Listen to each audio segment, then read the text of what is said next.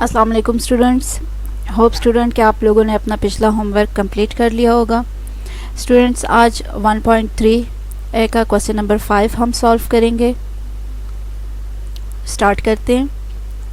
Question number 5 में आपको question given है, if u is equal to 1 2 3 4 5 6 7 8 9 10 एक नेचुरल नंबर का सेट है आपके पास u जो कि यूनिवर्सल सेट कहलाता है, ठीक है। और इसके सबसेट a जो है उसके एलिमेंट्स है आपके पास 1 3 5 7 9 और b आपके पास है 2 4 6 8 10, ठीक है। ये आपका क्वेश्चन है और इस पे आपने फाइंड क्या करना है, फाइंड करना है आपने a union b whole complement, ठीक है। कॉम्प्लीमेंट फाइंड करने का तरीका आप सीख चुके हैं। अब आपने a union b whole complement किस तरह फाइंड करना है ये सीखना है। तो होल कॉम्प्लीमेंट फाइंड करने के लिए सबसे पहले ज़रूरी है कि हमें a यूनियन b का पता हो कि a यूनियन b हमारे पास कौन सा सेट बनता है। तो a यूनियन b सबसे पहले फाइंड करते हैं। यहाँ पे आप देखें मैंने सेट a को भी लिख लिया और सेट b को भी लिख लिया, ठीक है। अब इन दोनों सेट को कंबाइन करके मैंने किसी एक सेट में लिखना है, तो मेरे पास उसके एलिमेंट्स ये बन रहे हैं। जब a यूनियन b फाइंड हुआ तो अब हम a union b whole complement find करेंगे।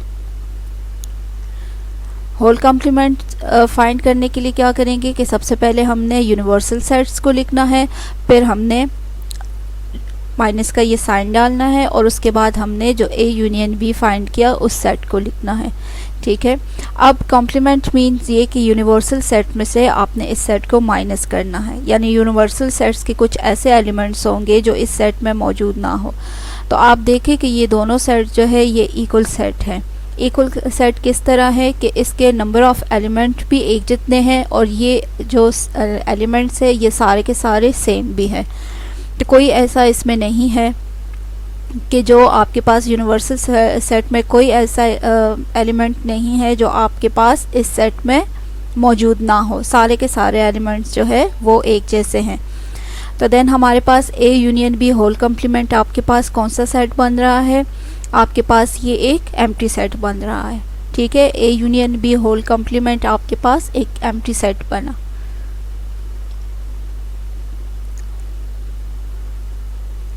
अब नेक्स्ट जो सेकंड पार्ट है इसका वो है a union b whole complement, sorry a intersection b whole complement, ठीक है। बिल्कुल सेम उसी तरह आपने करना है। सबसे पहले आपने a इंटरसेक्शन b फाइंड करना है। a इंटरसेक्शन b फाइंड करने के लिए हम सबसे पहले a के एलिमेंट्स लिखेंगे, इंटरसेक्शन का साइन, और फिर b के एलिमेंट्स लिखेंगे। अब हमने इन दोनों सेट्स में से देखने हैं कि जो कॉमन एलिमेंट है उनको हमने पिक करना है। तो यहाँ पे देखें स्टूडेंट कि आपके पास ये ऑड नंबर का सेट है और ये इवन नंबर का सेट है। तो जब ये ऑड नंबर का है और ये इवन नंबर का है तो डेफिनेटली इसमें कोई भी एलिमेंट जो है वो सेम नहीं आ सकता। ए इंटरसेक्शन बी आपके पास आया एम्प्टी सेट। अब आपने फाइंड करना है इंटरसेक्शन बी होल कॉम्प्लीमेंट। तो intersection B whole complement find करने के लिए आपने यूनिवर्सल सेट लिखा और माइनस जो आपने ए इंटरसेक्शन बी फाइंड किया आपने वो सेट लिखा, यानी एक एम्प्टी सेट। तो आप देखें कि ये सारा का सारा आपके पास ये सेट जो है ये आ गया। ए इंटरसेक्शन बी जो है वो इक्वल है यूनिवर्सल सेट के। ये आपके पास प्रॉपर्टी भी है कि A union B whole complement आपके पास इक्वल होता है एम्प्टी सेट के, और a intersection b whole complement जो है वो आपके पास इक्वल होता है यूनिवर्सल सेट के। ये बात आप याद रखें, इसको अच्छी तरह से समझे भी है। ये एक प्रॉपर्टी है और ये आपके पास MCQs जो होते हैं उसमें इस टाइप के क्वेश्चन आ सकते हैं कि a union b whole complement आपके पास इक्वल होता है एम्प्टी सेट के और a union b whole complement आपके पास इक्वल है यूनिवर्सल सेट के। Clear student? थर्ड पार्ट है आपके पास student A complement intersection B complement. अब इंडिविजुअली हमने कॉम्प्लीमेंट फाइंड करना है, तो सबसे पहले हम ए कॉम्प्लीमेंट फाइंड करेंगे, फिर बी कॉम्प्लीमेंट फाइंड करेंगे और फिर उनका हमने इंटरसेक्शन लेना है। ए कॉम्प्लीमेंट के लिए क्या करेंगे, यूनिवर्सल सेट को लिखेंगे माइनस और सेट ए। अब आप देखें कि यहाँ आपके पास कौन सा एलिमेंट है ऐसे जो कि आपके पास सेट ए में नहीं है। सेट ए के सारे एलिमेंट जो है वो आपके पास ऑड नंबर है, तो जो इवन नंबर का सेट बनेगा ए कम्प्लीमेंट आपके पास इवन नंबर का सेट बनेगा, यानी ये वो एलिमेंट है जो आपके पास सेट ए में मौजूद नहीं है। इसी तरह जब हम बी कॉम्प्लीमेंट फाइंड करेंगे तो बी सेट जो है वो आपके पास पॉजिटिव नंबर है, इवन नंबर है। तो इवन नंबर है तो यहाँ पे आपने जो बी कॉम्प्लीमेंट सेट आपका बनेगा वो बिल्कुल इसके अपोजिट बनेगा, वो आपके पास ऑड नंबर का सेट बन जाएगा। बी कॉम्प्लीमेंट आपके पास आया 1 3 5 7 और 9। अब हमने जो दोनों सेट फाइंड कर लिए ए कॉम्प्लीमेंट और बी कॉम्प्लीमेंट, अब इनका इंटरसेक्शन लेना है। तो ए कॉम्प्लीमेंट आपके पास ये सेट आया, अब आपने इसको देखना है, और बी कॉम्प्लीमेंट आपके पास ये सेट आया।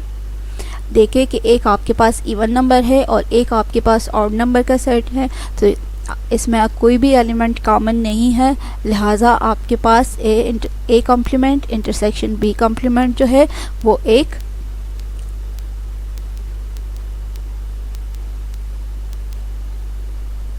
एक एम्प्टी सेट हो गया। क्लियर? अच्छा स्टूडेंट, अब ओवरलैपिंग सेट्स कौन से सेट्स होते हैं ये जाने ज़रा। Two sets A and B are said to be overlapping if they contain at least one element in common. For example हमारे पास एक सेट ए है जिसके एलिमेंट है ए बी सी और डी, और एक सेट बी है हमारे पास जिसके एलिमेंट से ए ई आई ओ और यू। अब देखें कि ये एलिमेंट जो है ये दोनों में कॉमन है, तो ये क्या हुआ, ये एक ओवरलैपिंग सेट है। ए और बी क्या है, ओवरलैपिंग सेट है, क्योंकि उसका एक एटलीस्ट वन एलिमेंट कॉमन होना चाहिए, तो वन एलिमेंट आपके पास कॉमन आ रहा है। ओवरलैपिंग सेट का मतलब है कि एटलीस्ट वन एलिमेंट, 2 भी हो सकते हैं 3 भी हो सकते हैं, लेकिन कम से कम एक एलिमेंट ऐसा हो जो दोनों सेट्स में कॉमन हो। डिसजॉइंट सेट कौन से होते हैं? Two sets A and B are said to be disjoint if they do not have any element in common. For example, आपके पास A जो है वो प्राइम नंबर का सेट है और B जो है वो आपके पास कंपोजिट नंबर का सेट्स है, तो इन दोनों में कोई भी एलिमेंट जो है वो कॉमन नहीं हो सकता। तो जब कोई भी एलिमेंट इनमें कॉमन नहीं है तो देन ये डिसजॉइंट सेट है। अगर कोई एक एलिमेंट अगर कोई एक एलिमेंट कॉमन आ जाए इनमें तो वो आपके पास